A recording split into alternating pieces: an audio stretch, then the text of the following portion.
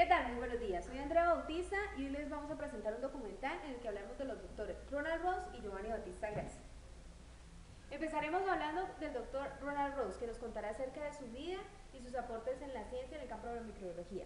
Vamos con nuestra reportera oficial, Victoria, cuéntenos.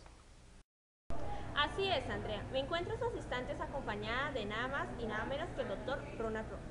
Doctor, tenga usted muy buenos días. Cuéntenos, ¿cómo ha sido su ardua labor durante estos años? Muy buenos días, Victoria. Mira, para empezar te voy a contar algo de mi niñez, unas anécdotas. Mientras estaba en la escuela solía ser un niño soñador, solía ser imaginativo, cuyos principales intereses estaban en la poesía.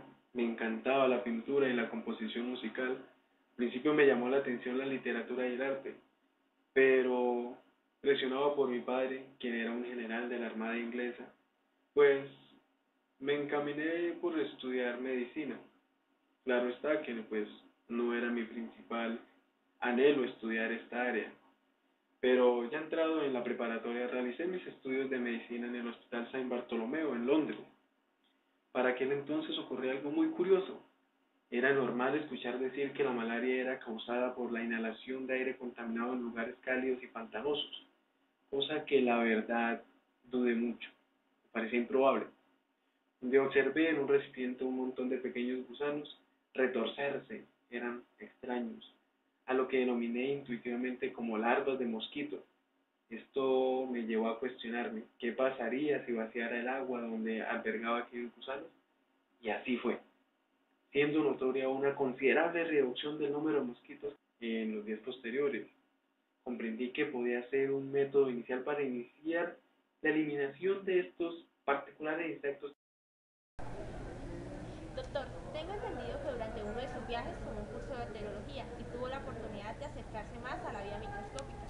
Cuéntenos, ¿qué descubrió? Efectivamente, Victoria, me gustó este campo porque era una disciplina nueva que me permitió dictaminar perjuicios y postular mis propias teorías, las cuales discutí junto con mi colega, el Dr. Manson. El Dr. Manson era un señor especialista en enfermedades tropicales. Los dos examinamos y discutimos el trabajo de Laveran. En ese momento tomamos muestra de algunos pacientes enfermos para ver si había presencia de Plasmodium y las examinamos a través de un microscopio. Estos mostraron que el parásito Plasmodium infectaba los glóbulos rojos, pero surgió un interrogante. Entonces, ¿cómo la malaria se transmitía de personas enfermas a personas sanas? No parecía ser transmitida por un medio habitual. Te voy a contar algo muy curioso, ya que lo recuerdo. En marzo de 1897 caí enfermo de malaria, la enfermedad la cual estaba investigando, y para colmo de males, tiempo más tarde también caí enfermo de cólera. Gracias a Dios me curé por ser tratado con té caliente, algo muy curioso. Cuando me recuperé, empecé a trabajar de nuevo tratando de establecer la relación entre la malaria y aquellos mosquitos. Tengo entendido que encontró el agente vector de la malaria. Cuéntenos a los televidentes cómo lo hizo. Pues estuve experimentando con unos mosquitos de un tipo que no había visto antes, a los que denominé Dapol ala. Después de identificar el posible mosquito vector de la enfermedad, utilicé esta especie para mis estudios, por lo cual procedí a tomar un mosquito hembra, que por cierto, únicamente las hembras se alimentan de sangre. Estos mosquitos nunca habían tenido contacto con pacientes enfermos e hice que succionaran sangre de individuos que presentaban esta enfermedad. Posteriormente analicé el vientre de algunos mosquitos. Los primeros días no encontré nada inusual y, para ser sinceros, no presté mucha atención. Días siguientes decidí matar unos mosquitos restantes que se habían alimentado del paciente con malaria. Disequé el tejido micra por micra y, para sorpresa mía, vi un esquema claro y casi circular, demasiado pequeño para ser el estómago de un mosquito común. Entonces tomé otro mosquito, lo disequé y encontré lo mismo que en la otra muestra, pero esta vez era más grande. A partir de esto asumí que las células eran parásitos de la malaria. Esto fue suficiente para encontrar la conexión entre la especie del mosquito y las personas infectadas con malaria. Bueno, doctor, todo esto es muy interesante, pero si el mosquito succiona la sangre contaminada y el microorganismo se aloja en el vientre del mosquito, ¿cómo hace el parásito para salir nuevamente a infectar a otra persona? Victoria, muy buena pregunta. En 1898, cuando fui enviado a Calcuta, estando ahí leí la obra de un americano llamado McCallum. que había identificado el parásito Plasmodium en algunas aves infectadas. Cuando me enteré de esto no me iba a quedar quieto, no, ni loco. Decidí seguir estudiando esta enfermedad en base a estas nuevas observaciones. Después de haber realizado nuevas investigaciones, vi cómo la cría del parásito se alojaba en el estómago del mosquito y luego viaja a través del torrente sanguíneo hacia las glándulas salivales, y cuando el mosquito pica a través de la piel, se inyecta el parásito en la víctima por medio de la saliva. Este fue el punto final de mi investigación. Y así fue como comprendí el complejo ciclo de la vida del Plasmodium, que aún no había sido descubierto. Doctor, muchas gracias por compartir este pequeño espacio con nosotros. Ha sido un grato placer estar con usted y conocer su importante trayectoria. De mi parte, mis más sinceros agradecimientos. Tenga usted un excelente día. Como pudimos ver, estuve al lado de un gran ícono del área de la microbiología, que ha dado grandes aportes a esta ciencia. No siendo más, sigan ustedes en estudio con más información. Gracias, Victoria. Por otro lado, tenemos a nuestra reportera Luz Helena, quien nos va a hablar sobre la vida y obra del doctor Giovanni Battista Grassi. Luz Helena, cuéntenos. Así es, Andrea. Vamos a conocer un poco lo que ha sido la vida de este importante científico. Primero que todo, buenos días, Roselena. Qué pena, doctor. Buenos días. Así es. Nací en Rovelasca, Italia, en 1854. Inicié mis estudios en la Universidad de Pavia, en la cual obtuve mi título como médico y cirujano en 1878.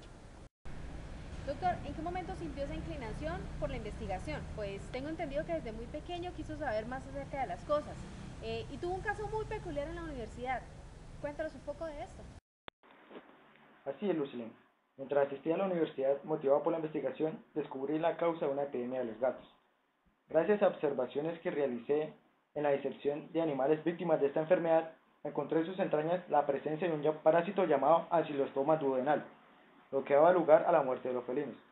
A partir de este suceso me llamó mucho la atención saber en realidad cómo era el mecanismo de transmisión de estos microorganismos. Tanto así que después de varios experimentos logré entender cómo estos parásitos pueden infiltrarse en el cuerpo del anfitrión a través de la piel. En mis estudios pude aislar los huevos del ancylostoma, un parásito responsable de la grave anemia en humanos, lo que me indicó cómo era la ruta transcutánea de la infección, y no como se creía, ruta fecal-oral, y aquellas medidas que debían llevarse a cabo para prevenir su propagación. Doctor, tengo entendido que usted relaciona al mosquito anófeles como vector principal del parásito que causa el paludismo. ¿Qué nos puede decir acerca de esto? Mira, pues básicamente mis estudios sobre este tema comenzaron en 1898, cuando empecé a hacer observaciones con aves infectadas de malaria, exponiendo con estas las diferentes etapas del parásito. Intenté estudiar la malaria en humanos, pero por mala financiación me di al estudio de la malaria en pájaros, observando que los mosquitos no eran transmisores directos y que no eran tampoco la fuente de la infección como se había creído inicialmente. Comencé a involucrarme en la captura de varias especies de mosquitos que se encontraban en los pantanos de los alrededores. Además, me tomé el atrevimiento de entrevistar a los agricultores que vivían en esa zona. Ellos me respondieron ante esto manifestando ser atacados por un tipo particular de mosquito bastante grande, que hacían su aparición al caer la tarde hasta entrada la noche. Para serte sincero, tardé mucho en dar con este tipo de mosquito, que no era nada más ni nada menos que el Anopheles maculipennis. Una vez reconocí el mosquito vector, analicé su forma de reproducción en su etapa larval, en el laboratorio, claro está, para así asegurarme de qué podrían estar infectados. Doctor, cuéntenos acerca de uno de sus experimentos, el más relevante. A ver, ¿qué te puedo decir? Mira, hay una que yo denominé prueba de Grassi. Esta consistía en exponer a un individuo voluntariamente a ser picado todas las noches por diferentes especies de mosquitos, hasta que una noche le apareció una ampolla. El paciente empezó a mostrar los síntomas de la malaria, lo que me permitió concluir que no todas las especies de mosquitos son portadores de la malaria por Plasmodium. Doctor Grassi, ¿qué nos puede decir acerca de las especies que transmiten esta enfermedad? Bueno, según mis investigaciones, puedo decir que son 3 especies las que transmiten esta enfermedad, es decir, el Anopheles maculipennis, el Venax culex y el Culex perniciale.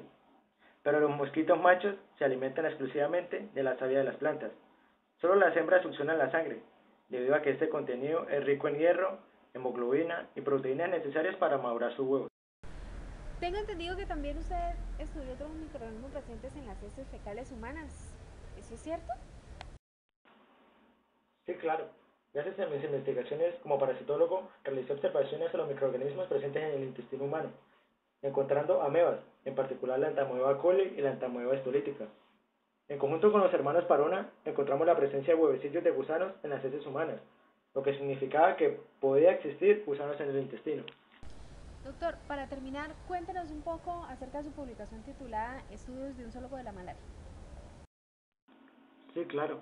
Es la conclusión de mis investigaciones. Es el resumen de todos los procedimientos y las conclusiones de años para cuidar de los mosquitos Anopheles y Plasmodium.